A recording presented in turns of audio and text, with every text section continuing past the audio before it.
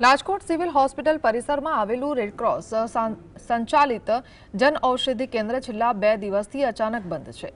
આ કેન્દ્ર ગરીબ દર્દીઓ માટે સસ્તી દવાઓનો આશીર્વાદ સમાન સ્ત્રોત છે। કોઈપણ જાતની પૂર્વ જાણ કર્યા વગર મેડિકલ સ્ટોર બંધ કરી દેવાતા દર્દીઓ ભારે મુશ્કેલીમાં મુકાયા છે। સસ્તી દવાઓ ન મળવાના કારણે દર્દીઓને ફરજિયાતપણે બજારમાંથી મોંઘી દવાઓ ખરીદવાની ફરજ પડી રહી છે। આ અંગે દર્દીઓ અને તેમના સગા સંબંધીઓમાં ભારે રોષ જોવા મળી રહ્યો છે। લોકો તાત્કાલિક ધોરણે આ જન ઔષધિ કેન્દ્ર ફરી શરૂ કરવાની માંગ કરી રહ્યા છે, જેથી ગરીબ અને સામાન્ય વર્ગના લોકોને રાહત મળી શકે।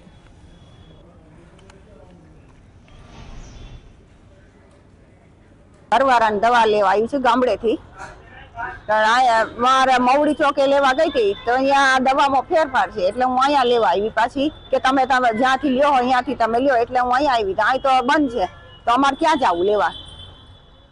કાંઈ સૂચના દેવામાં આવી નથી। હું આવી તો અહીં તો બંધ જ છે, કોઈ છે નહીં લખાણ કે ક્યારે ખુલશે કે શું છે કાંઈ।